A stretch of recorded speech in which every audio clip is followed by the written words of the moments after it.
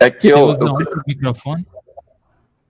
eu tô com o celular, né? Que eu fico com um fone, porque o fone aqui do hotel é ruim. E às vezes chega gente ali. Então eu faço esse Tranquilo. cambalacho aí, já aproveito e faço um merchan. Então, estamos gravando, registrando aqui mais um estudo do NEP, Núcleo de Estudo e Pesquisa do Evangelho, do Centro Espírita Francisco de Assis, aqui em Fortaleza, no Ceará. Mas participando conosco estamos aqui com companheiros da Paraíba, lá do sul do país, lá do Paraná. E vamos então dar início a mais um estudo. Lembrando que os vídeos dos estudos anteriores a gente já colocou os que restavam, então estão lá todos até o estudo anterior, o estudo passado, para quem quiser acompanhar. Hoje nós estamos, se não me engano, na parte 3 do nosso estudo sobre os primeiros discípulos de Jesus. Né? E no primeiro estudo a gente teve o primeiro contato, dividiu os elementos de pesquisa. No segundo a gente começou a trabalhar. Eu acho que é isso. Deixa eu confirmar aqui se já não é também o terceiro ou quarto estudo nosso hoje. E a gente já começou a ver, né, então, alguns elementos. Aí até depois eu conto com a ajuda de vocês para lembrar o que a gente viu. Eu coloquei na lista hoje no grupo alguns que eu lembrava que já estavam ok, assim, pelo menos a gente viu por cima. Corrigindo aqui, acabei de ver. Na verdade, hoje é o nosso quarto encontro sobre o tema. Que como é um tema com muitos detalhes, muitos elementos e a gente está vendo com calma. Olha, o Olivia vai entrar agora. Então, eu até falei numa das reuniões, a gente vai seguindo em quantas partes forem necessárias para a gente poder ver esse estudo. Inclusive, né, o, o Antônio lembrou semana passada que tem alguns outros estudos, né, que passaram, um ou dois, que seria legal, Antônio, depois a gente fazer a conclusão moral deles também. Mas fique à vontade quando você estiver Ok, ok. pronto.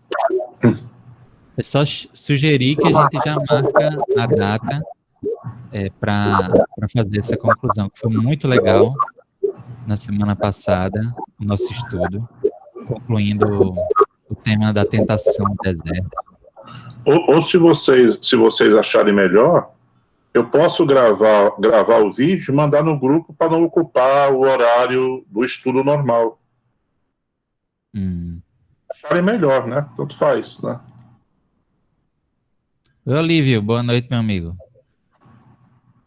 Eu deixo vocês bastante à vontade, o que o grupo achar melhor.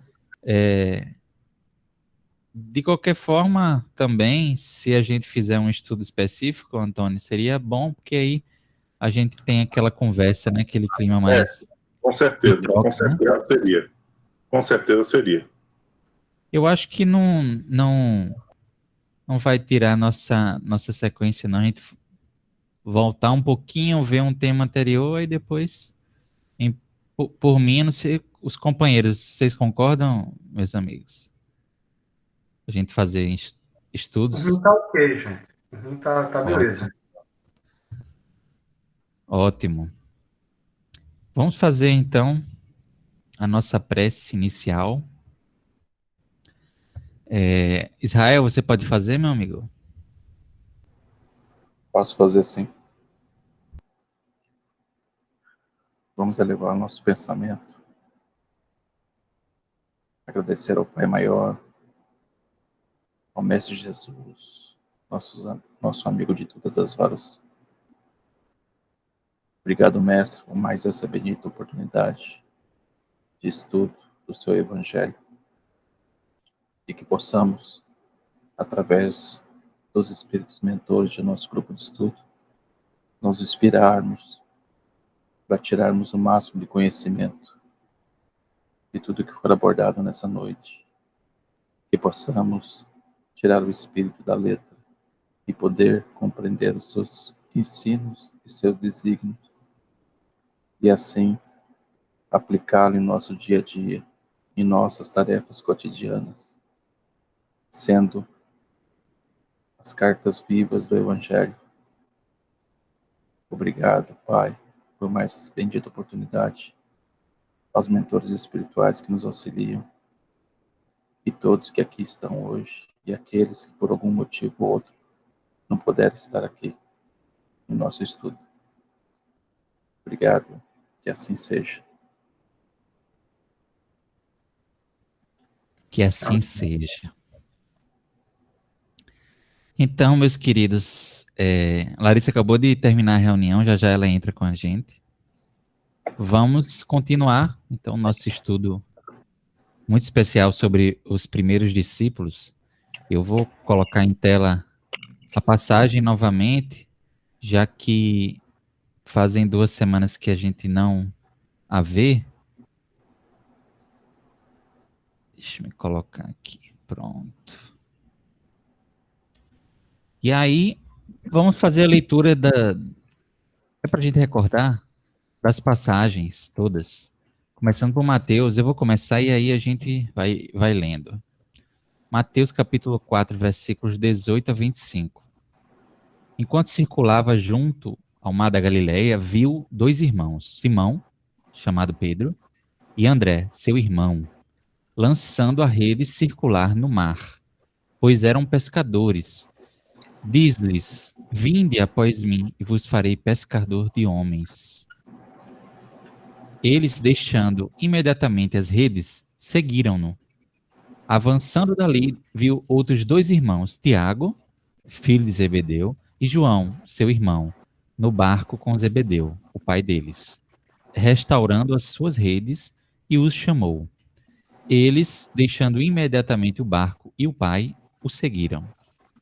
E percorria toda a Galiléia, ensinando nas sinagogas deles, proclamando o evangelho do reino, curando toda a doença e toda a enfermidade entre o povo.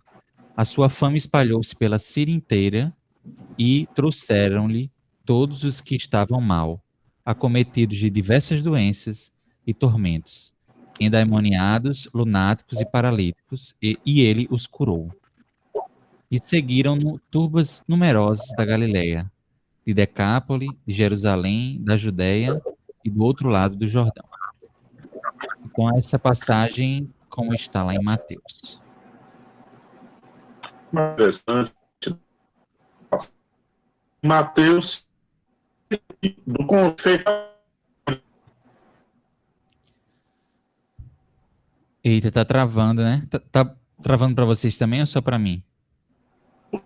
Travou aqui. Eu digo, estão me ouvindo? Estão me ouvindo agora? Opa, Antônio, agora sim. Tá? Agora sim. Você pode repetir? Eu estou falando uma coisa engraçada nessa narrativa de Mateus, é que ele se imiscui do convite feito a ele. Porque, segundo Humberto É de Campos, verdade. ele foi o terceiro convidado. E ele não narra isso, né? Ele É, pula André e Pedro para Tiago e João. Mas não é narra o verdade. convite feito a ele na coletoria, né? Interessante isso. Eu não havia atentado para isso ainda. Eu não sei se é no Evangelho, se é no Evangelho de Mateus, que ele. Será que ele, mais à frente, que ele vai narrar? Ou ele não narra? Porque em João, também, no Evangelho de João, acontece algo, eu acho que acontece algo parecido. João, ele não se menciona muito no Evangelho dele, né? E até, inclusive, na narração dele, que é, ele vai falar de André, aliás, né? Ele vai falar de André e Simão Pedro e E também dele mesmo, né? Vai falar, ouviram isso da parte de João. Aliás, aqui é João Batista, perdão. Que é João Batista que tem aquela história de que o André era seguidor também de João Batista, né? E aí no texto de João dá a entender que tem dois discípulos de João Batista que estão na cena. E um deles é André. O outro a gente não identifica. E tem alguns comentadores que vão dizer que talvez seja o próprio João Evangelista. Mesmo pequeno, mesmo mais novo, teria sido um seguidor de João Batista. Outros vão dizer que seria o próprio Simão Pedro, irmão de André. Eu estava vendo hoje, recordando. Tem até aqui no. Aproveitar que a gente está falando disso, já que a gente já viu um pouco sobre os discípulos, é nesse comentário, na verdade, de Pastorino, falando sobre justamente a passagem de João, né? Quem eram esses dois? Né? Os dois discípulos de João Batista. André fica claro no texto, né? E acrescenta para identificá-lo melhor, irmão de Simão Pedro. Aí Simão é a helenização do hebraico Shimon. Yahvé ouviu. Shimon significa Yahvé ouviu. Eram ambos naturais da cidade de Betsaida, Júlia, hoje El-Tel, a nordeste do Tiberíades.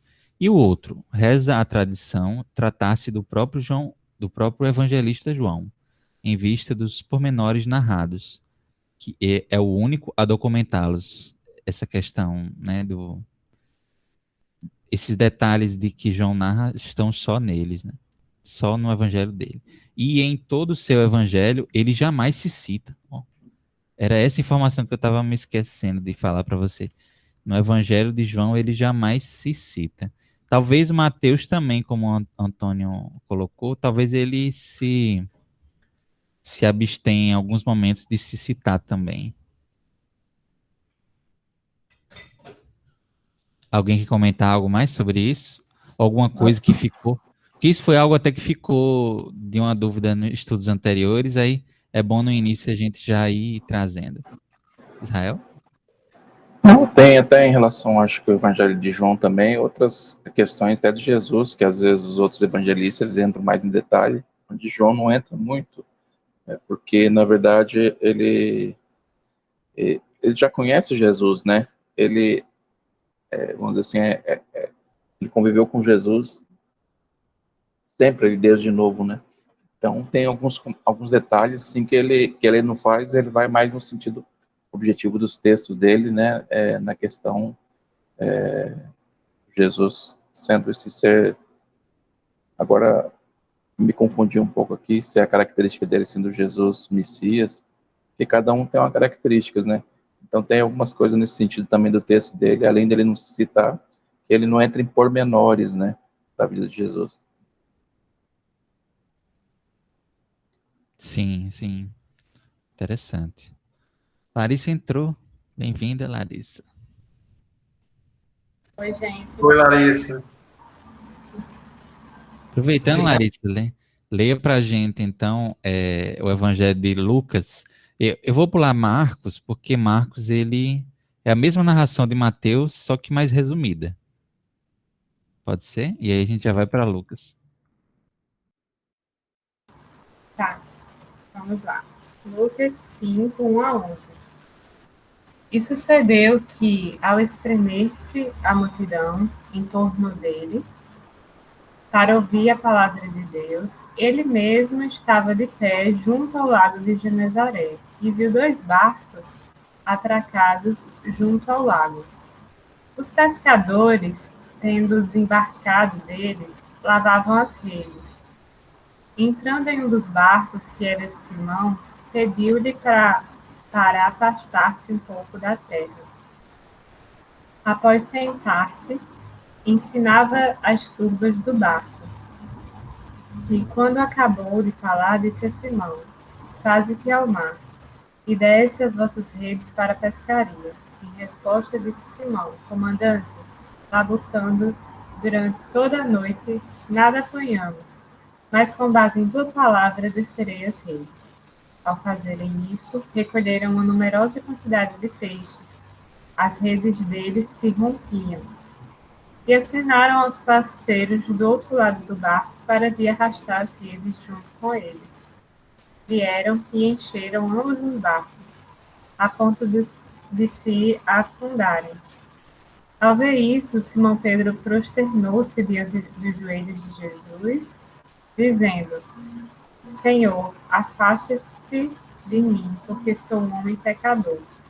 Pois o assombro apoderou-se dele e dos que estavam junto com ele, em razão da pesca dos peixes que arrastaram juntos. De forma semelhante também de Tiago e João, filhos de Zebedeu, que eram sócios de Simão. E Jesus disse a Simão: Não temas, agora será pescador de homens. Ao aportarem os barcos sobre a terra, deixando tudo, o seguiram. Lucas caprichou, hein? Bem longo. Mais detalhado, né? Agora, a narração de João que a gente estava comentando. Antônio, você pode ler, amigo? Posso, vou tentar aqui, que está muito pequeno para mim, viu? Tá pequenininho mesmo. Tá, no dia seguinte, novamente João, com 2 dos seus discípulos, estava de pé. Ao ver Jesus circulando, diz: Eis o Cordeiro de Deus. Os seus 2 discípulos ouviram falando isto e seguiram a Jesus. E Jesus, voltando-se e vendo que eles o seguiam, diz-lhes: Que buscais? Eles lhes disseram: Rabi, que se diz ao ser traduzido mestre, onde moras? Diz a eles: Vinde e vede. Então foram e viram onde mora e permaneceram com ele naquele dia. Era aproximadamente a hora 10ª. André, o irmão de Simão Pedro, era um dos que ouviram isso da parte de João e seguiram a ele Jesus. Ele encontrou primeiro o seu irmão Simão, a quem disse: Encontramos o Messias, que ao ser traduzido é Cristo, e o conduziu a Jesus. Ao fitá-lo, disse Jesus: Tu és Simão, o filho de João.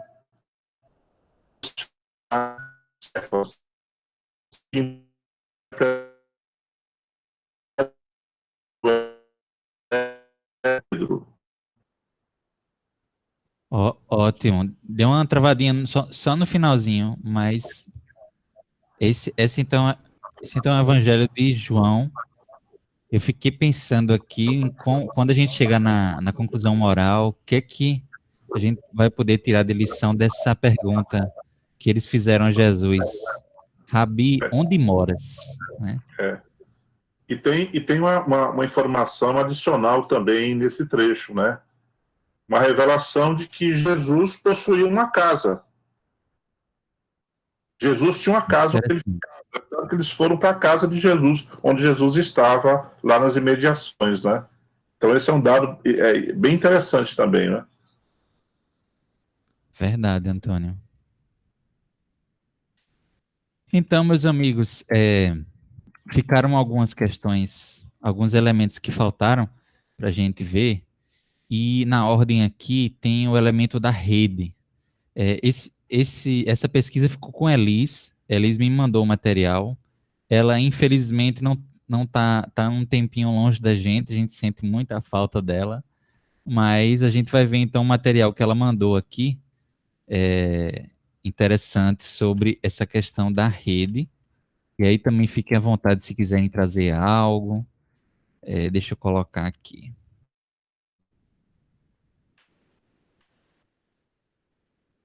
Vamos lá. Redes. Então, estamos no que redes. Alexandre, meu amigo, você pode ler para a gente? Posso sim. Que redes? Na Bíblia, as redes são instrumentos feitos de fios trançados para finalidades de pesca ou de caça, dicionário Douglas. Os hebreus também faziam uso das redes de arrastão à moda dos egípcios. Isaías 19:8. Eram muito largas e feitas de cordas de linho. A ourela inferior descia ao fundo do rio ou do mar, levada por blocos de chumbo a ela presos, e a orla superior flutuava com o auxílio de pedaços de madeira. Esta espécie de rede era usada em todo o mundo, dicionário Davis. Ourela. Ourela é o acabamento do tecido, que arremata as laterais no sentido do comprimento e impede que os fios desfiem.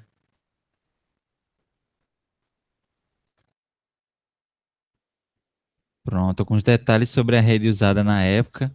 Ruth, boa noite, amiga. Ruth está com a gente. Nada, amiga, a gente acabou Oi, de gente. começar. Eu vi poucos segundos, desculpa o atraso. 1001 tarefas domésticas hoje. Tô aqui, ufa. Que vão poder descansar com a gente. A gente só leu a passagem e a gente começou a falar agora sobre rede, que foi o material que a Alice preparou. Então, as redes são instrumentos que há muito tempo são usados, até hoje ainda há pescadores que usam dessa técnica, né? Inclusive pescas maiores em alto mar. É um instrumento bem eficaz ainda de pesca hoje, principalmente em grande escala, assim, né? Que você vai vender, revender. Naquela época, a economia dos pescadores, a economia da época era muito baseada na agricultura e na pesca, né? Então são instrumentos muito importantes para a sustentabilidade do povo, né, na época. E aí ele vai trazer os detalhes, esse aqui é o dicionário Davis, né? Os detalhes dela, como os materiais, que são fios trançados, né? E tem inspiração aí nos egípcios. A gente sabe que a convivência hebreus e egípcios foi muito grande, então eles se influenciaram um ao outro nesses detalhes assim do dia a dia. E é isso, gente. Alguém quer comentar algo mais sobre, ou trazer alguma outra informação Emmanuel, sobre essas em redes? alguma de suas obras, ele, quando se refere a redes, uma das interpretações dele chama de redes de interesse. Né? A interpretação espiritual, moral que ele dá são redes de interesses às quais os seres humanos se dedicam. Então, a partir dessa pista que ele dá, né, e outros espíritos dão também, a gente já pode começar a construir algo bem interessante em relação a um pequeno trecho dessa narrativa, né? Então, as redes de interesses humanos, aí a gente pode começar a colocar, e ele começa a colocar que o barco é a nossa posição no mar da vida. E nós, na nossa posição, que é o barco no mar da vida, lançamos as nossas redes de interesse. E aí ele coloca, poxa vida, os discípulos, numa das colocações, eles diziam, olha, não vou mais lançar a rede porque nós lançamos a rede toda noite, não pescamos. Ele diz, a nossa rede de interesse, será que ela não está pescando nada porque nós estamos pescando à noite? Então ele começa a fazer comparações que, do ponto de vista moral, nós podemos ir abrindo muito leque para essa interpretação. De que lado nós estamos jogando as nossas redes? Então o foco do nosso interesse está aonde? A partir dessas colocações, essa construção do evangelho, ela toma assim uma configuração moral muito interessante para nós na interpretação da prática do nosso dia a dia. Câmbio. Nossa, muito, muito bom, Antônio. Faz muito sentido, né? Esse símbolo das redes, como essa rede de interesses, e como faz sentido com a frase, né? Pescador de homens. Quer dizer, a rede representa esse acúmulo de influências que a gente cria ao redor de nós mesmos, né? Através da amizade, através da convivência, do contato social. Acho que vai fazer mais sentido ainda quando a gente vê o Israel trouxe algumas informações sobre o elemento do barco também. A gente já podia ir para ele, né? Ou alguém quer mais comentar algo sobre as redes? É isso mesmo, é interessante sim que ele é um elemento também, se a gente imaginar aqui, pensar, ele é selecionador, né? Ele seleciona, ele tem uma especificação. Conforme, vamos dizer assim, a malha que você usa, ela vai selecionar aquilo que você vai capturar, ou maior ou menor, né? Então ela tem essa simbologia também assim dessa seleção, de você selecionar, né? Porque Jesus fala assim que eles dali para frente seriam pescadores de homens, né? Então eles iam trabalhar, porque na verdade o evangelho é levado para aqueles que também querem ouvir, né? Querem ouvi-lo e que já estão aptos a absorver dele, né? Porque aqueles que não querem ouvir, vamos dizer assim, vai ter o momento certo deles serem tocados pelo evangelho, mas naquele momento talvez não, né? Então essa especificidade da seleção dela. E lembrando que essa imagem, essa foto é lá do filme de Maria Madalena, pelo jeito. É isso mesmo. Poxa, gente, muito legal. Olha, pelo que vocês falaram aí, já tem muita coisa interessante. Olha como a gente já pode concluir que, de acordo com o tipo de rede, como você falou, Israel, a gente se captura determinados tipos de peixes, crustáceos, e dependendo da região, como o Antônio falou, da região que você joga a rede também vai se capturar menos ou mais peixes, ou um tipo diferente de peixe ou de frutos do mar. E o turno, né, o momento do dia, de noite, de tardezinha, de dia, pela manhã. Então, essas três informações são importantes depois para a gente ver o que é que elas significam. Muito interessante. Então, agora eu vou colocar o material, Israel. Aliás, ainda tem um outro slide aqui que a Elis colocou sobre as redes. A rede representa a lei de amor, inscrita por Deus em todas as criaturas, aliás, em todas as consciências. Os peixes de toda espécie apanhados por ela são os homens de todas as raças e de todos os credos, que serão julgados de acordo com as suas obras. Rodolfo Caligares em Parábolas Evangélicas.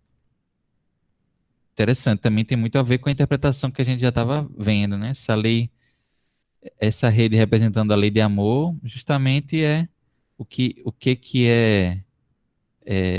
que nos aproxima das nossas redes de influência. São as relações de amor, de companheirismo, que nos unem, né, que fazem que a gente construa essas nossas redes. Muito bom, gente. Acho que é isso no material de Alice. Fiquem à vontade se quiserem comentar algo mais. Eu já vou preparando aqui o próximo elemento. Vamos para o barco, né? Já que a gente está nesse clima de pescaria.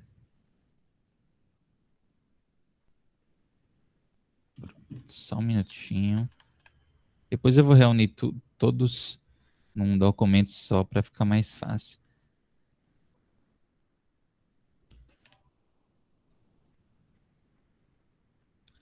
Então, o barco. Vou passar a palavra para Israel, amigo. Fique à vontade aí para falar sobre o material que você trouxe. Essa definição eu achei lá no dicionário John D. Douglas, onde ele fala algumas características ali do Mar da Galileia. E especificamente, daí ele entra em detalhe um pouco, falando do barco.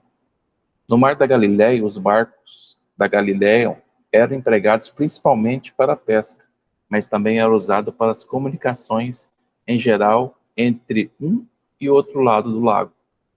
Nosso Senhor algumas vezes pregou postado em um barco, a fim de que sua voz não fosse abafada pelo povo ao chegar perto demais. Essas embarcações não eram muito grandes, uma delas pôde acomodar Jesus e os seus discípulos, mas uma grande pesca, apanhada por uma só rede e de uma só lançada, pôde sobrecarregar 2 desses barcos. Apesar de que, sem dúvida, dispunham de velas, eram regularmente equipados com remos, o que possibilita o seu avanço em períodos de calmaria, bem como durante as furiosas tempestades que varriam o lago. É bem interessante ele linkar com o que já foi levantado ali por Antônio, as características, vamos dizer assim, desse barco, como também que o, que o Antônio colocou ali como sendo a vontade, a personalidade, né? Onde, vamos dizer assim, também ela é usada para atravessar o rio, também atravessar também dentro da simbologia, atravessar o rio seria a existência também, né? Essa questão da simbologia do rio como a travessia da vida, e o barco ele tem que estar bem equipado, né? A gente tem que estar bem equipado para fazer essa travessia, para fazer essa pesca. Jesus usa desse barco também, para que sua voz ecoe mais. Ali na passagem a gente vai falar, né? Onde assim da simbologia que Jesus adentra dentro do barco para que ecoe sua voz, que não seja abafada pela multidão. Então, se a gente pegar nesses paralelos aí também, sim, desse elemento barco aí, também dá para a gente ter essa analogia aí.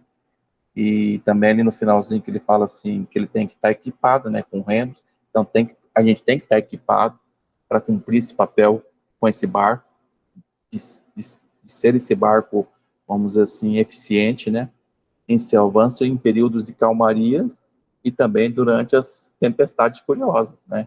Então, se a gente não cuidar, vamos dizer assim, desse elemento barco, a gente não vai ser capaz de atravessar esse lago ou esse mar da vida, né? E uma coisa interessante, Israel, disso que você falou, que a gente já começa assim a meditar também, e perguntar quais são os equipamentos do nosso barco interior. Quais são os equipamentos que nós carregamos? Será que são equipamentos suficientemente fortes para enfrentar as tempestades? Porque na nossa posição, segundo Emmanuel, quando nós não estamos devidamente equiparados, numa tempestade o barco sucumbe, o barco afunda. Não é? Então, que equipamentos são esses? Uma outra pergunta que eu já poderia fazer: será que nós aceitamos que Jesus entre no barco? Será que nós estamos permitindo que Jesus entre nesse barco e ele se afaste da margem para que Jesus fique nele?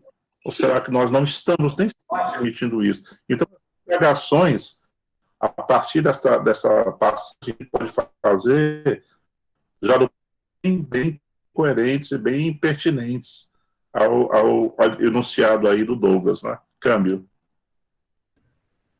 Verdade, Antônio. E outra questão também dentro desse entendimento aí é qual malha que a gente está usando nessas nossas redes ali. A gente viu lá assim que ele abarcou uma quantidade de peixe que ele não pôde suportar, né? E precisou auxílio de outro barco, né? Para ajudar a trazer esse peixe. Então a gente também tem que regular essa questão, um elemento também assim, da simbologia aí de rede, da gente calibrar também aquilo que a gente traz para o nosso barco, né? Com esse elemento de seleção que é a rede, né? Ela seleciona em si, porque senão a gente não é capaz vamos dizer assim, de suportar essa carga e afundar o barquinho. Muitas das vezes a gente na nossa existência, a gente começa a abraçar tanta coisa, a gente vê assim as síndromes mesmo da atualidade aí, a gente não dá conta da questão da próprio excesso de informação, muitas das vezes, e a gente acaba sucumbindo e usando subterfúgios ou caminhos aí, afundando nesse mar da vida aí, né? Câmbio. Mais algum comentário ou passamos para outro slide?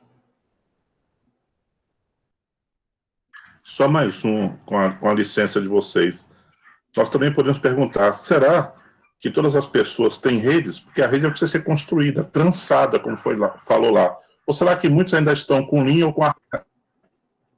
Porque mostra as variadas posições dos seres humanos no nível de evolução. É uma outra questão que a gente poderia levantar também, né? Câmbio. Sim. Além também, sim, de que a gente, vamos dizer, na existência, a gente entra já com esse barco com algumas provisões, né? E a gente constrói na nossa existência outra ou aprimora ela, né? Assim, ou muitas das vezes a gente não usa, que às vezes está dentro do barco e a gente acaba não usando.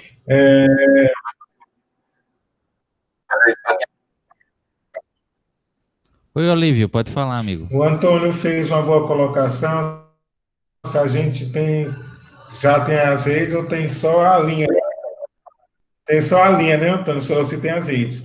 Aí eu, em cima do que ele falou, faço o seguinte questionamento. A maioria de nós era para termos realmente esse azeite já formado, né, Antônio? Será que no meio espírita ainda estamos muito automatizados? O que é que vocês acham? Não estou fazendo excelente colocação. A questão das redes, né, Antônio? No meio espírita, é para a gente ter mais redes. Eu acho que a sua colocação, ela me emocionou aqui agora, sabe? Sobre besta, sabe? Para me emocionar com esse estudo aqui, sabe? Vocês me desculpem, mas me emocionou porque realmente é uma colocação extremamente pertinente. Porque tudo isso que o Israel falou funciona no meio espírita. Ainda existe redes diferentes, as redes são seletivas, nós escolhemos pessoas, nós escolhemos irmãos, nós escolhemos atitudes, ainda vivemos na indiferença, nós descartamos aquele peixe que não serve, só queremos pescar determinado tipo de peixe.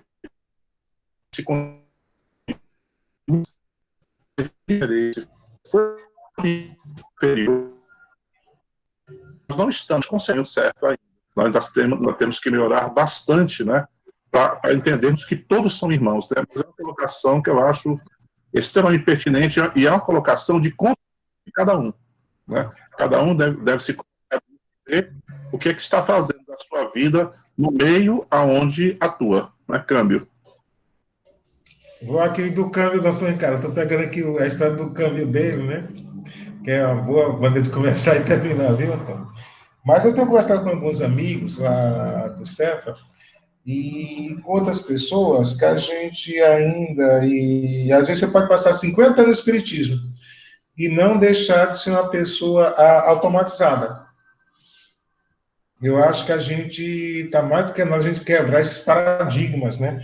Porque uma coisa é eu ter o conhecimento, estudar, eu considero assim hoje, ler, estudar, internalizar e aplicar. Mas para você poder aplicar realmente, você tem que sair do automático. Normalmente, às vezes, a gente empurra o automático para cima e para baixo, porque não gera muita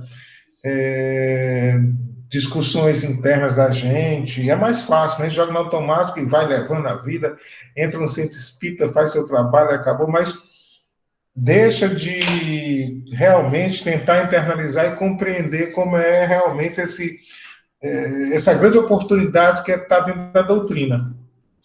Estar dentro da doutrina espírita é uma oportunidade ímpar, e em nossas encarnações passadas, acredito que a maioria não teve essa oportunidade, e com as obras de Chico Xavier, com essas palestras que nós temos todas aí maravilhosas, a gente tem condição de se libertar realmente, não, e sair desse automático. Então, o que é que eu vejo? Infelizmente, eu vejo muitas e muitas pessoas, até parentes meus, bem próximos, no automático. Ah, eu sou espírita, eu faço isso, uma caridade aqui, caridade lá, mas não consegue sair do automático. A gente fica assim, já tive muito tempo no automático, mas estou tentando sair do automático, porque do automático é beleza para a gente continuar trabalhando, né? Até na doutrina espírita. Mas sair disso aí. Por isso que o Antônio até comentou semana retrasada que os hospitais mentais do plano espiritual estão lotadíssimos, né, Antônio? De espíritas, né? Por isso, né? Era isso, Antônio. Você me lembrou bem o negócio das vezes, a gente começa a puxar uma coisa e outra e vai caminhando. Eu acho que a sua aqui uma experiência, porque para todos nós, eu acho que é importante nessa meditação. Realmente, esse automatismo, ele entrou em todas as áreas da nossa vida, né?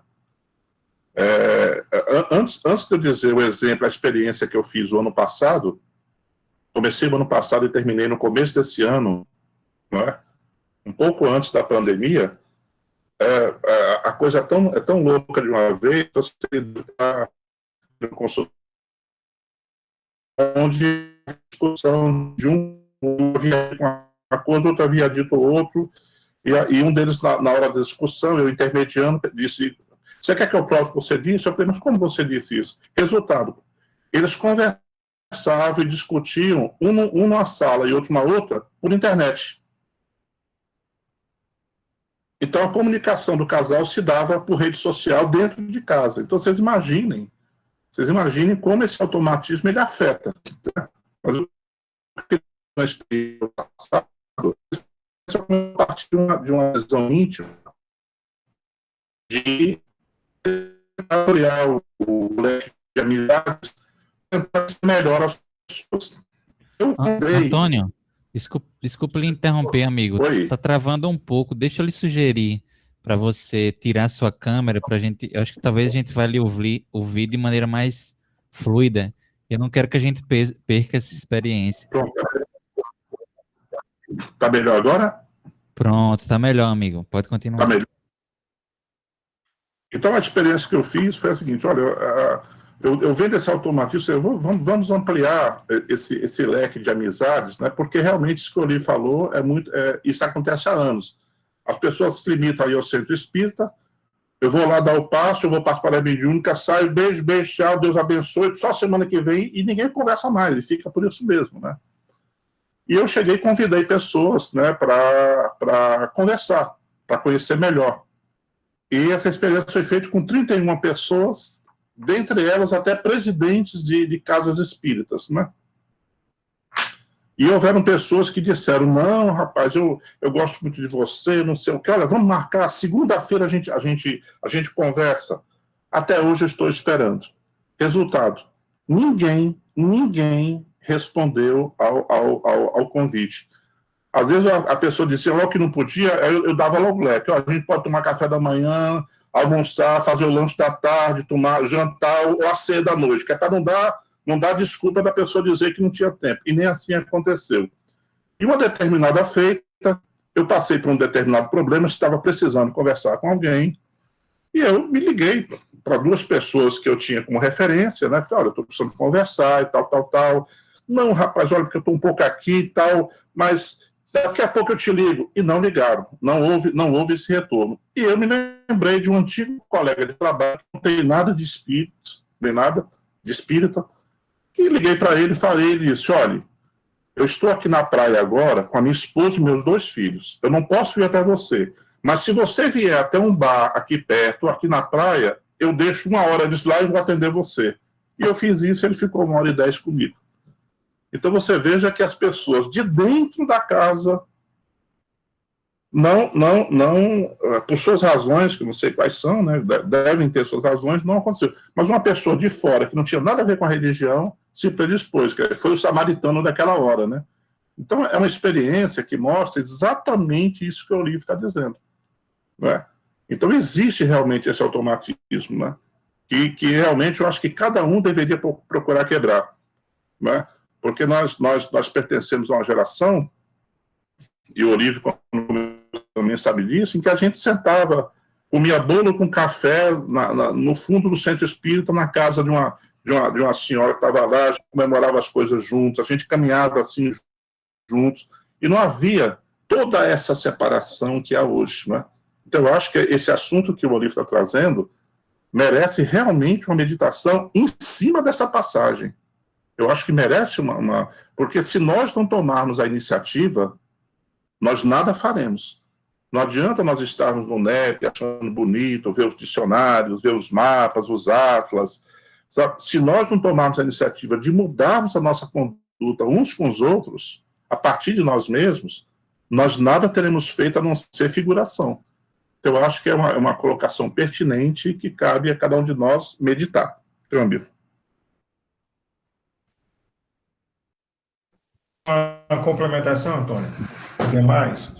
O Antônio deve lembrar, todos sabem, foi lá comigo uma vez, né, Morada Nova, Antônio?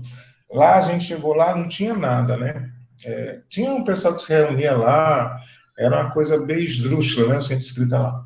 E eu cheguei lá com a minha esposa lá, e a gente juntou-se com uma amiga, mas a gente estava todo dia, a cidade pequena, né, gente? Naquela época era bem mais fácil, todo dia a gente estava conversando. Então a gente conseguiu, com pequenas tarefas, levantar um centro espírita. Tá, hoje está lá na rua principal, perto da rodoviária, o SEAC, Centro Espírita Allan Kardec. Mas a gente tinha uma relação muito intensa.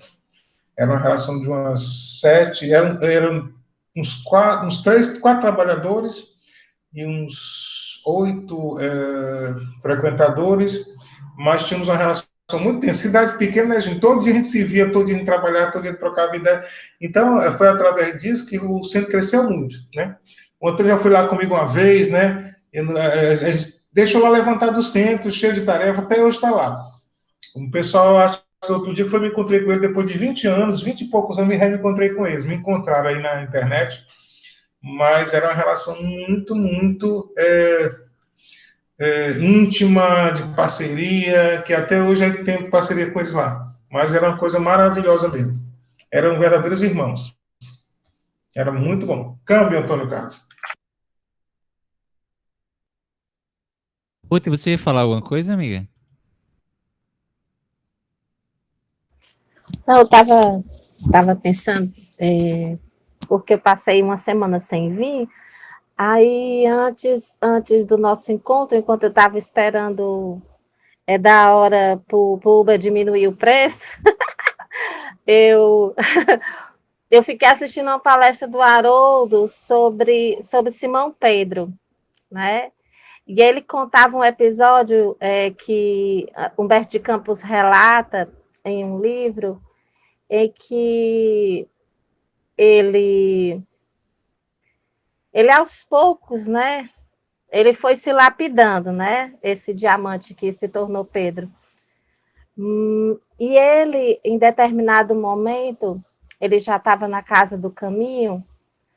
Humberto de Campos relata que ele acordou um dia assim irritado, esse cansaço, irritação, e ele já tinha se afastado um pouco daquele Pedro do começo, né, mais enérgico, e ele passou o dia atendendo, mas ele atendia com uma certa irritação, né, e eu me lembrei de mim mesma, sabe?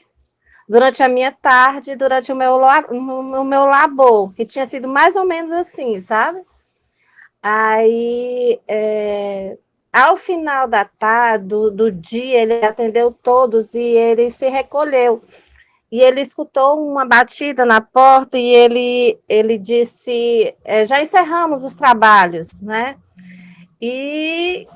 E a pessoa que vinha era insistente, né? Relata Humberto de Campos. E bateu novamente, abriu a porta e entrou, né? E entrou e se aproximou de Pedro, uma luz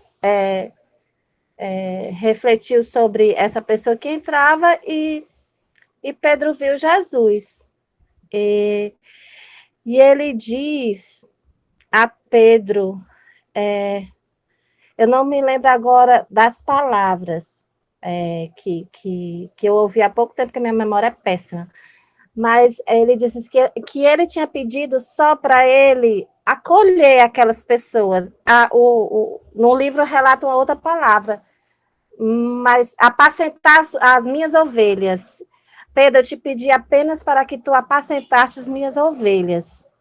Nessa hora, Pedro, né, retomou a sua caminhada e voltou ao trabalho da forma que deveria ser.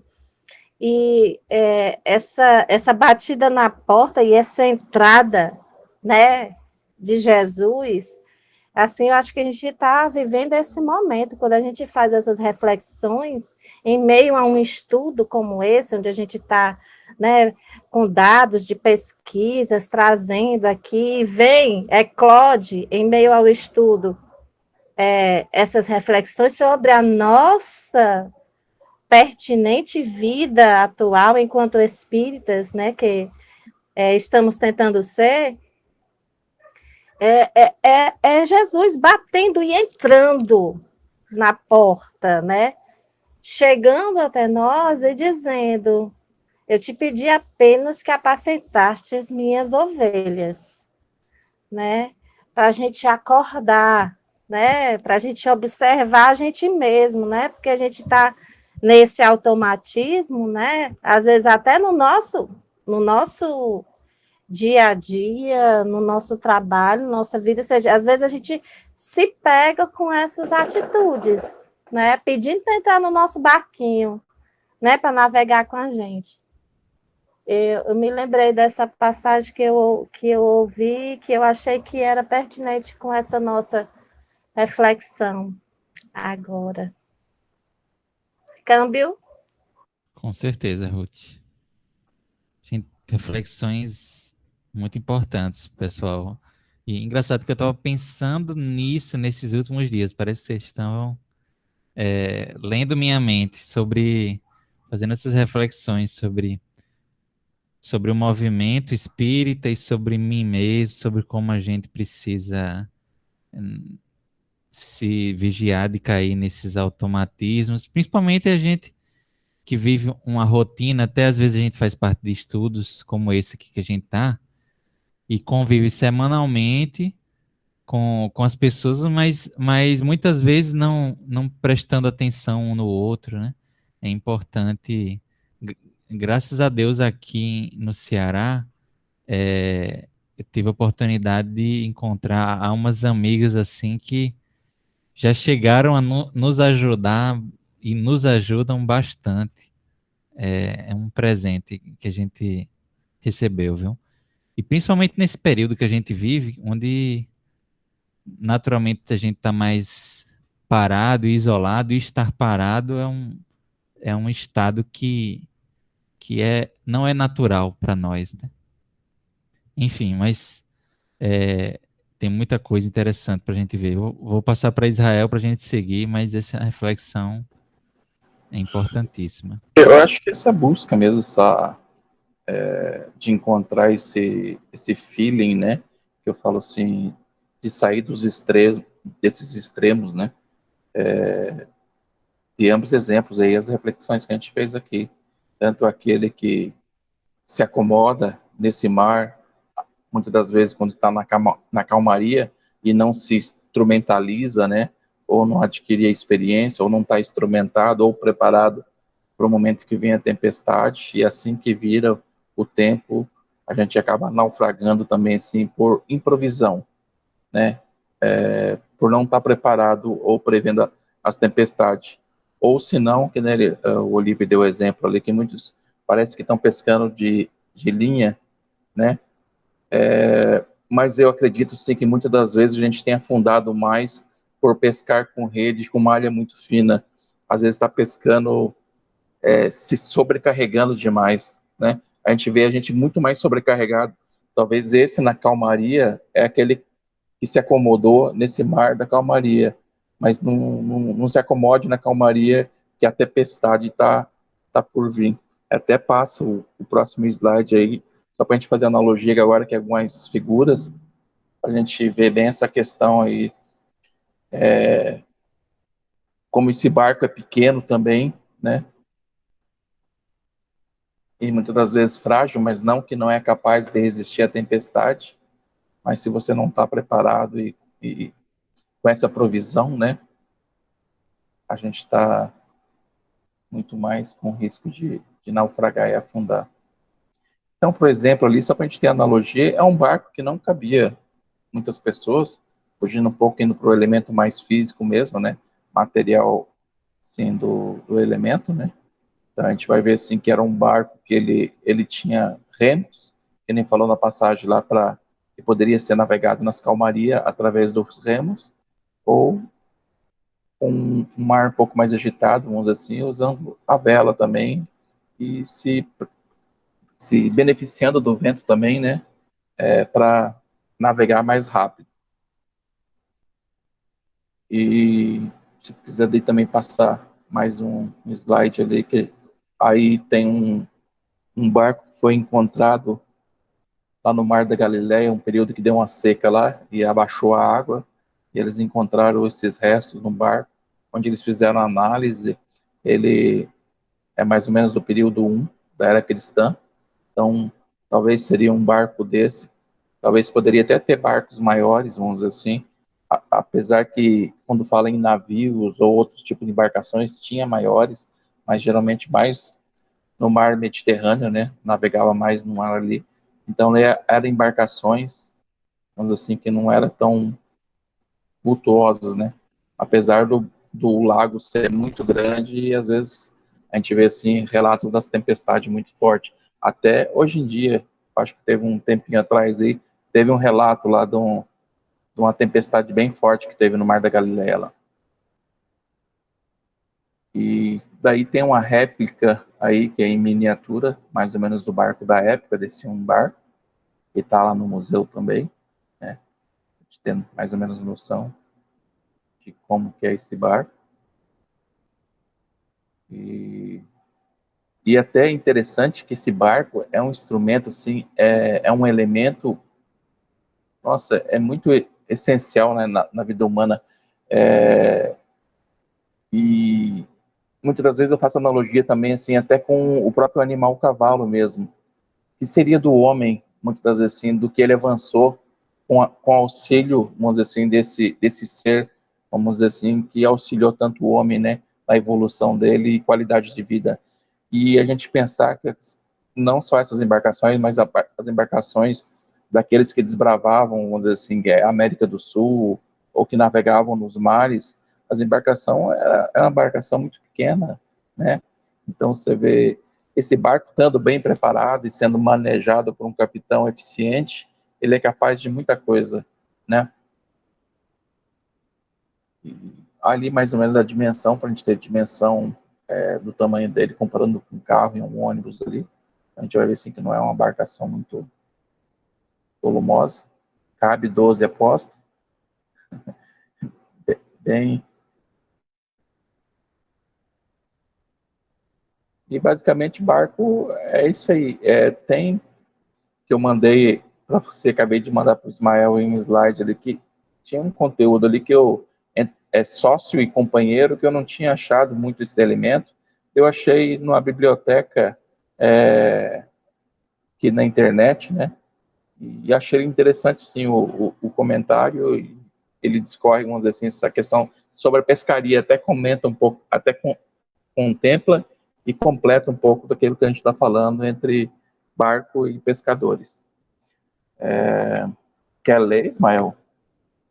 Fica só... Posso sim, amigo. Você viu que você me mandou, eu já baixei, já coloquei aqui, você não precisou falar nada, né?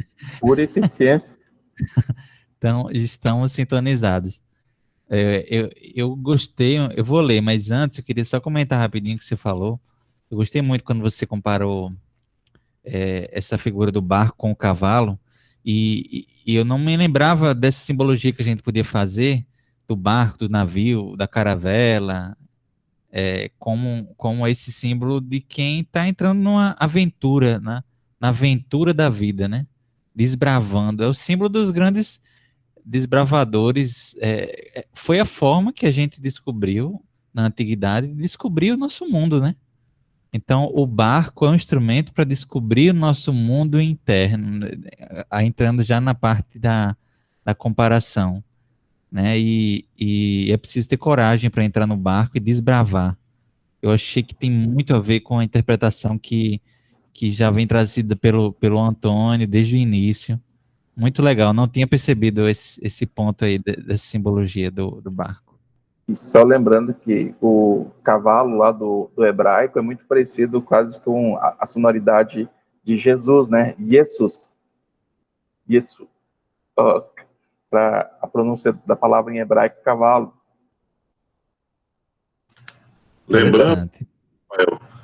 Lembrando que para aquelas pessoas que ainda estão assim na sede primitiva do egoísmo, o barco delas é um caiaque, só cabe elas, né? Porque esse barco mostrado, ele pressupõe que nós evoluímos junto com as pessoas, não é isso? As pessoas fazem parte disso, né? Isso é um dado bem interessante para nós meditarmos, né?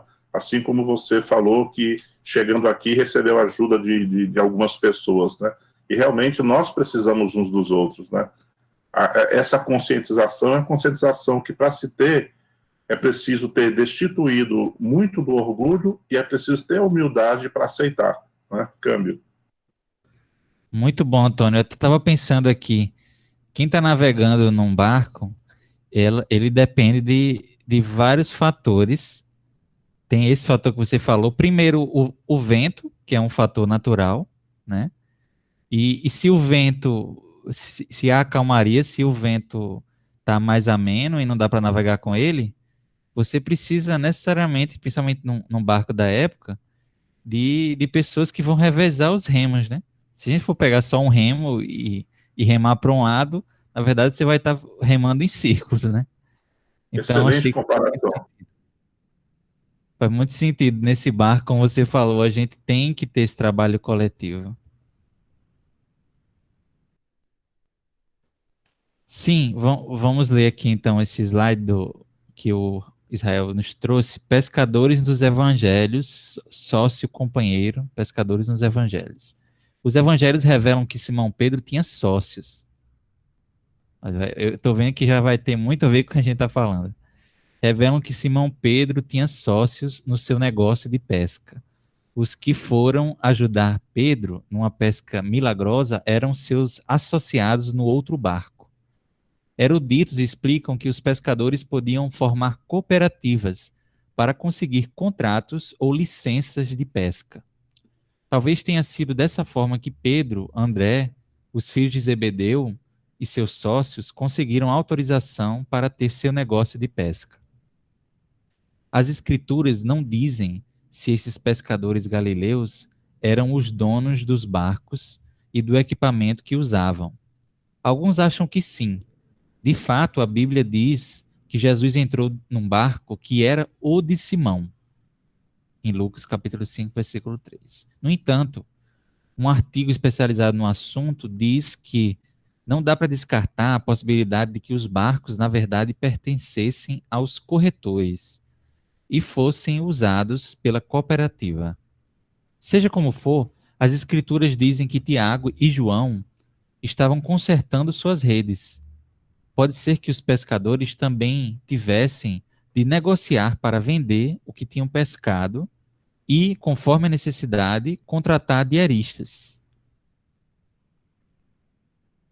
Todo um trabalho coletivo, né? Como a gente vinha falando aí. Interessante. Tem mais um pedaço, né, Israel? Ismael, Alexandre, pode falar, amigo. me chamou aqui a atenção esse item do contrato ou licença de pesca. A licença parece ser uma coisa que seria concedida pelo poder público da época, né, pelo Império Romano. Então, será que era isso mesmo? Você, para pescar um lago enorme daquele, você ainda tinha que obter a licença dos publicanos, né, dos romanos. Alguém tem alguma informação sobre isso? Próximo slide. Ah, valeu. Spoiler. Não vale, valeu. Vai te responder. Ótimo. Não é tão pequeno o lago como a gente imagina. Pode seguir, Ismael. Ótimo. Vou seguir então aqui e aí a gente... Eu posso, assim, pode falar. Eu não tenho informação nenhuma, mas só sei o seguinte, os romanos eram muito organizados em tudo, né, gente? Então, essa colocação da Alexandre é interessante, porque eu entendo que você vê que os romanos faziam estradas, né? Em Roma tinha sistema de esgotamento sanitário, tinha sistema que até hoje estão lá de irrigação para levar água para a pessoa beber. Então, eu, levando em consideração isso tudo, bem provável, Alexandre, que também para se usar esse lago, e não tenho certeza de tudo, é só uma questão de, estou tentando ser um pouco lógico, usando bom senso, tem provável que eles cobrassem, né? Porque eles estavam ali para ganhar dinheiro também, né? Então, eu acho difícil eles não terem cobrança sobre isso. Posso estar errado? Posso, mas eu acho bem provável que eles cobrassem mesmo, viu? Só probabilidade. Responde Já tem até, alguma informação, mas não, responde até, na verdade, sim, porque o Cristo chamou também ali Mateus, né? Uma coletoria ali nas cercanias do lago, porque é uma coletoria ali, né? A gente vai ler ele Olha sim, aí. ele vai explicar um Faz muito pouquinho no sentido. slide ali. Assim, há mais envolvido na atividade, aliás, há mais envolvido na atividade dos pescadores na Galileia do primeiro século do que possa parecer. Sua atividade fazia parte de um sistema complexo de relações econômicas. Saber isso, dá um significado mais profundo aos relatos evangélicos e às palavras de Jesus sobre pesca e pescadores. Mais do que isso, essas informações também nos ajudam a valorizar a fé que Pedro, André, Tiago e João tinham. A pesca era seu meio de vida. Independentemente de sua situação econômica, quando Jesus os chamou, eles prontamente abandonaram o negócio que conheciam e que era uma fonte segura de renda para se tornarem pescadores de homens. Mateus capítulo 4, versículo 19. Portanto, pescar, processar e comercializar peixe era um grande negócio na Galileia nos dias de Jesus. É fácil achar que isso trazia vantagens econômicas a muitas pessoas da região. No entanto, não era bem isso o que acontecia. A pesca não era uma mera atividade de iniciativa privada, como muitos leitores modernos do Novo Testamento talvez pensem, diz um erudito. Ela fazia parte de uma atividade regulamentada pelo Estado e lucrativa para a elite. Olha aí. Isso mesmo que você estava dizendo, né, Israel? E faz. Imposto de renda da pessoa jurídica. Porque eu não sei situar mais agora assim especificamente, tem um portão na entrada de Jerusalém, não sei se é ao norte, não sei se é na entrada de Damasco, que ali também tinha um mercado de peixe, né? E fala que nesse mercado de peixe era comercializado muito dos peixes que às vezes vinha do mar e também vinha do lago de Genezaré. E que muitas das vezes esses peixes também eram processados nos locais onde que eles eram salgados, né? E secados ao sol. Daí, vamos dizer assim, talvez eles relatam que esses peixes, da multiplicação dos peixes, também poderia ser esses peixes, né? A gente até leu já nessa passagem em outros grupos lá, que poderia, essa hipótese de ser esses peixes salgados e, né? Eu não lembro, agora estou fazendo confusão de NEP, se foi nesse aqui, a gente não viu não, né? Parece Não, que eu vi o não. Antônio comentando, não, foi outro. A gente não chegou ainda na multiplicação, não, Não, eu acho. é, Né? é isso. Foi Chegando. outro.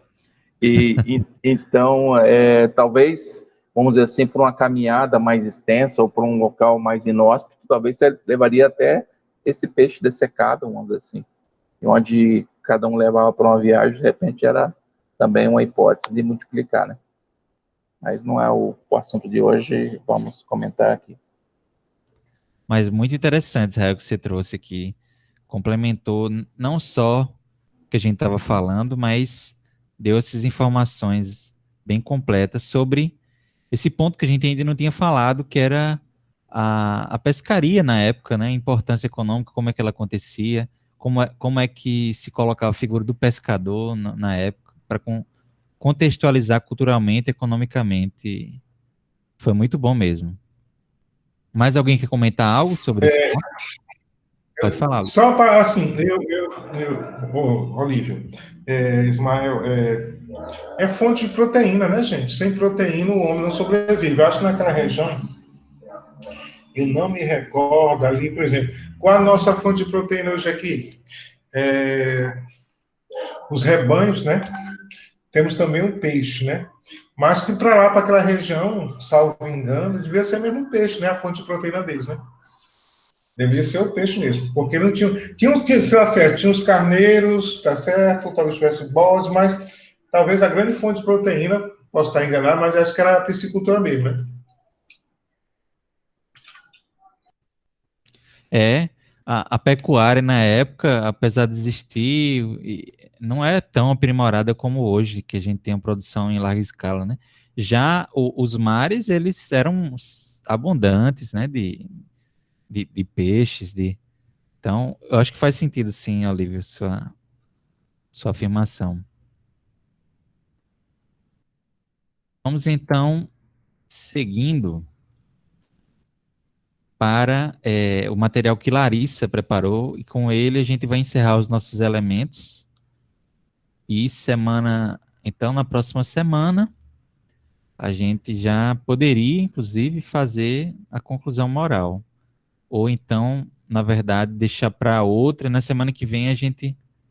Enfim, a gente vai vendo o nosso caminhar, como é que a gente faz. Vamos primeiro. Deixa eu colocar aqui o material que Larissa me mandou. Sobre. Principalmente alguns elementos que estão em João, no Evangelho de João. Né, isso. Vou colocar aqui em tela. Exatamente. O primeiro elemento é Cordeiro de Deus. E daí eu trouxe algumas informações a respeito desse tema. Eu tenho uma fotinha também para ilustrar. E diz assim: também se oferecia um cordeiro para holocausto. Ele está falando nesse contexto aí do dicionário Davis, né? Sobre a questão do cordeiro. Então, estava falando de várias coisas e quando foi falar justamente ao que se aplica essa passagem, aí eu coloquei. Também se oferecia um cordeiro para o holocausto, no caso em que algum do povo pecar, oferecerá uma cabra sem defeito e uma cordeira ou uma cabra pelo pecado, ou uma hóstia pacífica. Em qualquer destes casos, a vítima deveria ser sem defeito, porque simbolizava a pessoa de Cristo, que era como um cordeiro imaculado e sem contaminação alguma. Jesus assemelhava-se também a um cordeiro pela mansidão e pelo modo em que se submetia ao sofrimento sem murmurar e sem queixas. Finalmente, ele, como cordeiro, foi sacrificado sem ter culpa alguma. Por isso é chamado o Cordeiro de Deus, que tira o pecado do mundo. O Cordeiro que foi imolado desde o princípio do mundo, ou simplesmente o Cordeiro. Então, Davis vem trazer algumas semelhanças entre Jesus e o Cordeiro, tanto a questão da mansidão, de ser pacífico, né? Como também a questão do sacrifício, né? Jesus também, outra característica é que esse cordeiro a ser sacrificado, ele teria que ser sem defeitos, sem pecado, né? E Jesus, como espírito puro, ele não apresentava, né, esses defeitos, esses desvios.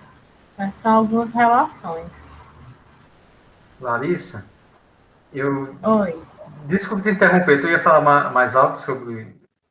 Não, eu ia perguntar se alguém queria falar. Pronto, eu sou metido mesmo, eu já pulei na frente de todo mundo. Escuta, agora foi que eu vim conseguir fazer o link dessa coisa que diz assim: Cordeiro de Deus que tira o pecado do mundo. Essa informação que tu trouxe aí, como o cordeiro servia como uma forma de holocausto, né? Quando ele diz aqui, quando algum do povo pecar, oferecerá uma cabra sem defeito, né? Então, é a forma de tirar o pecado do pecador. É o holocausto que limpa o pecado do pecador. E Jesus, né, como sendo o Cordeiro de Deus, tira o pecado do mundo. Então, Jesus levou de todo mundo junto, né? Não é assim que dá para entender que individualmente eu podia oferecer uma cabrinha lá, um cordeiro, para tirar o meu pecado, mas Jesus, como Cordeiro de Deus, né, sem mácula, sem pecado, sem defeito, quando ele foi sacrificado no madeiro, ele tirou o pecado do mundo, né? Que joia, obrigado. Foi ótimo. Obrigado mesmo. Entendi, eu acho que entendi isso.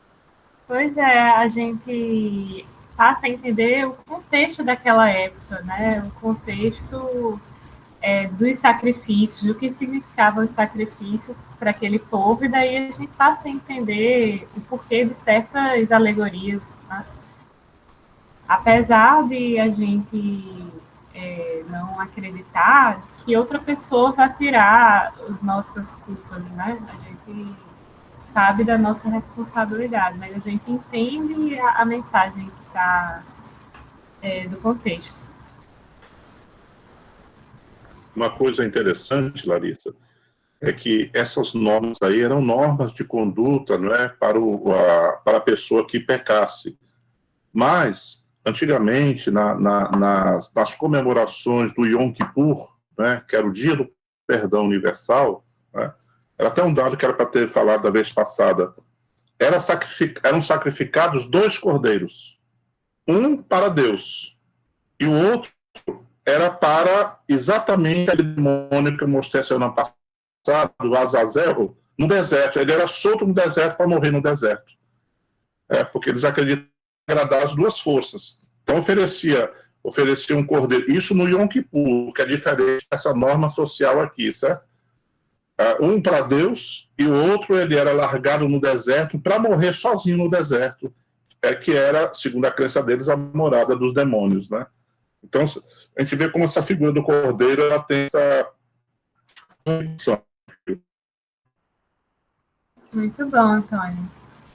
Diga, Israel. Outra coisa que impressiona bastante, assim, quem tem parente ou chegou a viver algum momento no campo, e, vamos dizer assim, conviveu com essa questão de sacrificar o animal para o alimento em si ali, vê que choca bastante, na verdade, assim, no momento de molar um cordeiro. Porque eu tenho meus tios lá que eles faziam isso, e raramente aqui a gente não tem hábito muito de comer cordeiro, pelo menos na região onde meus parentes vivem ali no norte do Paraná. Sei que no sul já é bem, tem muito essa tradição. E diz que o momento de molar ele, sim, tem um tio meu que ele falou assim, que você se sente mal dele não reagir e dele não expressar, vamos dizer assim, reação nenhuma, né? Então, só você vivenciando e sentindo é muito forte, né? E a questão, e principalmente, vamos dizer assim, que era costume judaico, vamos dizer assim, também a gente fala assim do cordeiro em si, de você cuidar dele em casa, antes de você matar, dele estar puro, vamos dizer assim, até para o próprio alimento em si da comunidade e do dia a dia da casa. Então, como diz assim, você se familiarizava com o cordeiro, né? E depois você ter que imolar ele, né? Você ter que sacrificar. Né? Então, tem umas simbologias muito fortes dentro dessa exemplificação de cordeiro. Pois é. Eu gostei disso que você falou, porque me lembrou dos primeiros cristãos, né? Eles eram conhecidos por não revidar, por se entregarem ao sacrifício, assim, espelhando em Jesus, né? Então, é uma característica marcante. Diga, Ruth. Eu fiquei pensando assim, como assim, as coisas são perfeitas, assim. Se fosse um outro animal que fosse levado para sacrifício, né, seria muito chocante, né, porque ele reagiria. Por exemplo, um suíno, né, ele é terrível, né, os urros, né, assim, um animal que ele é sacrificado de uma forma tão passiva, tão entregue, né, assim, como é perfeito, né, essas coisas, assim, como tudo parece não, né, é pensado por uma inteligência superior que leva os homens, mesmo na sua simplicidade, né, com uma pouca inteligência que tem, né, fazer esse tipo de coisa desde os seus primórdios, né, porque esses sacrifícios, eles eram muito antigos, né, hoje acontece, assim, de forma bem menos, né, na antiguidade. Então. E, sem interromper ele, cortando um pouquinho, essa comparação que ela falou ali é muito interessante, assim, que me veio em mente a hora que você estava falando, É claro que se embasam em outras questões, vamos dizer assim, dentro da comunidade judaica, dentro das impurezas, né? E dentro também de uma simbologia de uma passagem lá, eu acho que viu num sonho, algumas questões assim, das relação desses animais, né? Que tem relação à pata fendada, algumas coisas assim. Mas falando por esse aspecto do holocausto em si, como o cordeiro ele é tão passivo, e você falou assim, o suíno ele é totalmente desesperado. Quem já viu matar um suíno, você também fica impressionado, né, pelo extremo do outro lado. Eu falo assim, imagine um culto no templo, se você matasse suíno. Às vezes não está relacionado com a proibição, mas eu falo assim, se você sacrificasse um suíno, como é que era aquele horror dentro do templo, né? Então, talvez até por isso a preferência também dos cordeiros, né? Que era silencioso, não dava aquele aspecto, vamos dizer assim, de um matadouro dentro do templo, né? Onde sacrificavam e ofereciam a Deus esse sacrifício, né? Isso aí, cara. Bom, devido à hora, a gente vai passar. Bem, como a gente já estudou, né, tanto Rabi quanto Messias, vou pedir que Ismael leia e daí a gente comenta. Pode ler Rabi e depois ler Messias. Ok. Eu estava vendo aqui, gente, só um parênteses, eu pulei, vocês confiem para mim que eu pulei 2 elementos que a gente terminou não falando, mas aí a gente retorna na semana que vem com eles. Sinagoga, Israel, né? Que você preparou também o material, a gente não viu. Há uma menção à sinagoga, né? Eu acho que é no Evangelho de Mateus. E tem o versículo que ficou com a Ruth também. Me desculpe, Ruth, eu pulei você, minha amiga. Mas então a gente começa semana que vem com esses 2 elementos que faltaram, pode ser? E aí a gente dá prosseguimento às interpretações morais, trazendo já algumas mensagens de Emmanuel, de Amélia Rodrigues. Amélia Rodrigues tem uma mensagem sobre essa passagem e já fiquem à vontade também.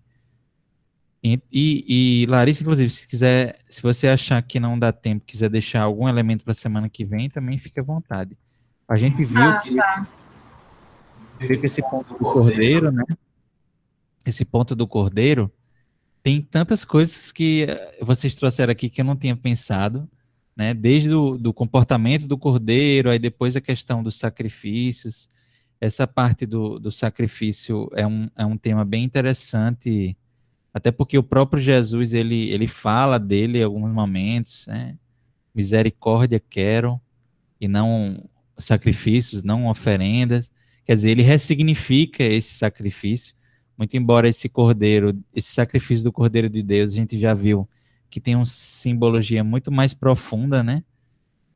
Do que simplesmente imolar para um ritual, diante dessa característica que a gente vai ver agora, do Cristo como o Messias, né?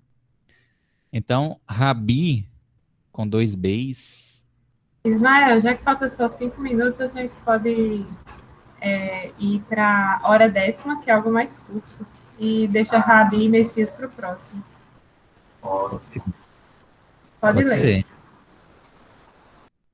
Engraçado, tem uma sensação de que aquele déjà vu, sabe? De que isso já tem acontecido.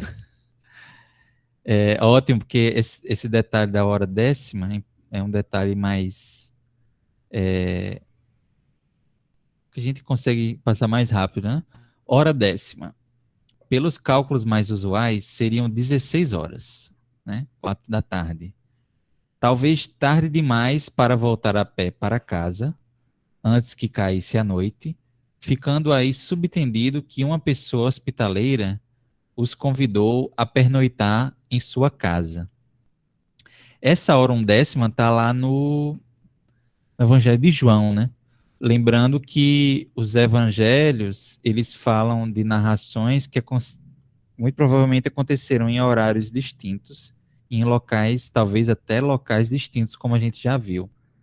Então, essa menção ao horário está no Evangelho de João, né?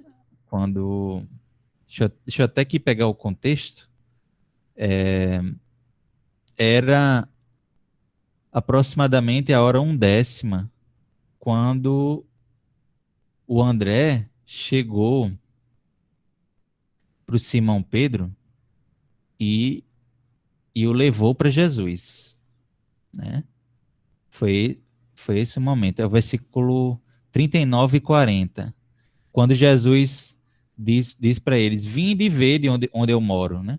Então eles foram ver onde Jesus morava e permaneceram com ele naquele dia. E aí, quando chegou na hora 10ª, né, quando passou o dia inteiro, então muito provavelmente, né, aí que André foi chamar Simão Pedro. E há de fato aquela decisão, vamos, a partir desse momento, seguir o Cristo.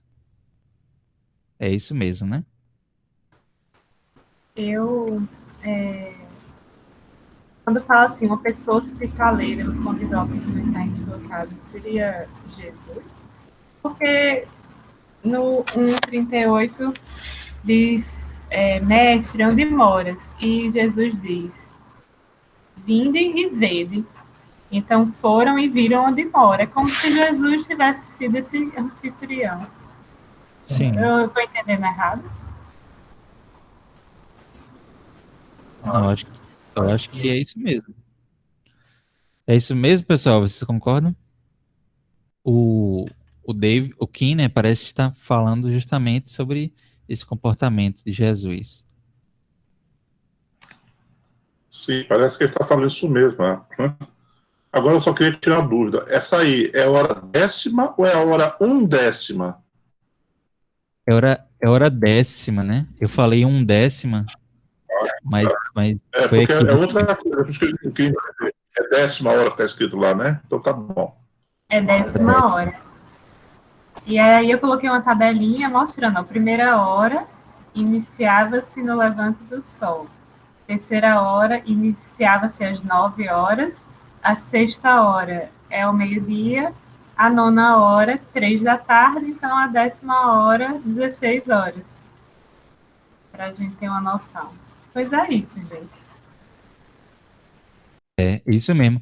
É que a hora 1 décima ficou na minha cabeça, que é a hora da parábola lá, dos trabalhadores da última hora, né? Tem a tempestade lá também, né? Que é quando eles estão atravessando o lago. Talvez Verdade. por isso que deu o déjà vu ali das tabelinhas, acho. Muito bom, gente. Chegamos então ao final da nossa reunião e foi muito legal hoje, muito aprendizado. A gente continua semana que vem com esses elementos que faltam e com os comentários de vocês. Alguém quer falar mais alguma coisa? Eu só gostaria de falar que hoje eu gostaria de ter ouvido mais o Alexandre e a Larissa. Estavam assim tão mais assim, eu disse, meu Deus, que a Ruth acabei de sair de uma reunião muito pesada, sabe? Eu ainda estou me a Larissa, o Alexandre entrava com um rostinho assim, eu falei, meu Deus, deve estar cansado os dois, viu? Eu tive que dar uma fugida rápida para atender aqui minha mãe, mas tá bom. Tudo, gente. Obrigado mesmo. Muito bom. Aproveitando então esse ensejo, Antônio, eu vou pedir para um deles fazer nossa prece. Larissa não, que Larissa já fez muita prece essa semana. Todo mundo essa semana pediu prece para Larissa. Vou pedir para Alexandre então fazer. Pode ser, meu amigo? Vamos orar. Deus, nosso Pai amado, Jesus, nosso guia e mentor maior, nós agradecemos a oportunidade de podermos ter estado mais uma vez reunidos através da internet para buscar compreender e vivenciar um pouquinho mais do Evangelho de luz que o Cristo nos levou. Agradecemos a influência, a cooperação dos irmãos espirituais que igualmente nos acompanham, inspiram, e também a outros irmãos que compartilham conosco da necessidade de estudar e aprender mais sobre o Evangelho abençoado do Cristo. Por isso mesmo, Jesus, permanece conosco agora e sempre. Que assim seja. Amém, gente. Que assim Sim seja. seja, amém. Aleluia. Ou um. Shabbat Shalom. Shalom. A Shalom. paz para todos nós. Pra nós. Tchau, gente.